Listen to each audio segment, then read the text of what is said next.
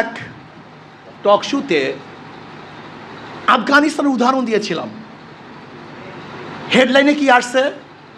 আমরা ক্ষমতা গেলে আফগান বানাবো। আমি বন্ধুদেরকে প্রশ্ন করতে চাই, আফগান বানাবো কিভাবে? আফগান কি আমাদের দেশে নিয়ে আসবো, না আমাদের দেশকে আফগান নিয়ে যাব? আফগান বানাবো কিভাবে বলেন? কিভাবে বানাবো? দেখেন, আমাদের আসলে চরিত্র স্বচ্ছতা আসে নেই।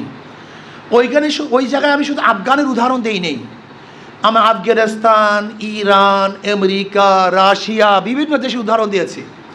আফগানের উদাহরণ কেন দিয়েছিলাম? 2021-এর 15ই আগস্ট তালেবান সরকার ক্ষমতায় বসে। একটা যুদ্ধ বিধ্বস্ত এলাকা, অর্থনীতি বলতে কিচ্ছু ছিল না। $10 বিলিয়ন আমেরিকা অবরোধ করেছে তাদের অর্থনীতি। ভণ্ডুল এক দেশ, যেখানে গোটা দুনিয়া মনে করছে যে তারা না খেয়ে মারা যাবে, দুর্ভিক্ষে গোটা আফগানিরা মারা যাবে। সেখানে আমরা কি দেখলাম? 2023-এর রিপোর্টে গোটা দুনিয়ার মধ্যে আফগানি মুদ্রা 9% প্রবৃদ্ধি হয়েছে। কেন হলো?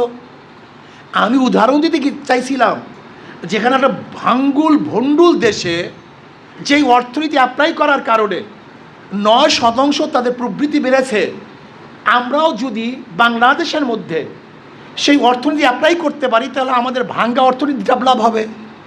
এইটা ছিল আমার মূল উদ্দেশ্য। কিন্তু হেডলাইন আসছে কি? আমি আফগান বানায় ফেলাবো। চিন্তা করতে পারছেন? আফগান আমি কেন বানাবো? বরং বাংলাদেশকে আমরা এক মডেল বানাবো, যেই মডেল দেখার জন্য গোটা বিশ্ব আসবে ইনশাআল্লাহ। আমরাই মডেল হব।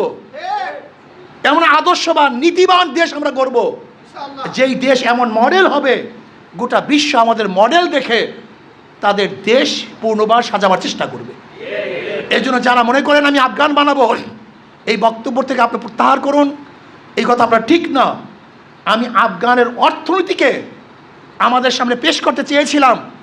একটা ভণ্ডুল দেশ, ভাঙ্গা দেশ, যুদ্ধ বিধ্বস্ত দেশ, সে কীভাবে অর্থনীতি ডেভেলপ করেছে। আমরাও যদি সেই আদর্শগুলি, অর্থনৈতিক আদর্শগুলি গ্রহণ করি, তাহলে আমাদের গরিব দেশ আর গরিব থাকবে না। আমরা সমস্ত মানুষগুলি দরিদ্র সীমার উপরে চলে যাব। এটি আমার উদ্দেশ্য। কিন্তু ভুলভাল হেডলাইন দিয়ে মানুষকে বিভ্রান্ত করার চেষ্টা করবেন না।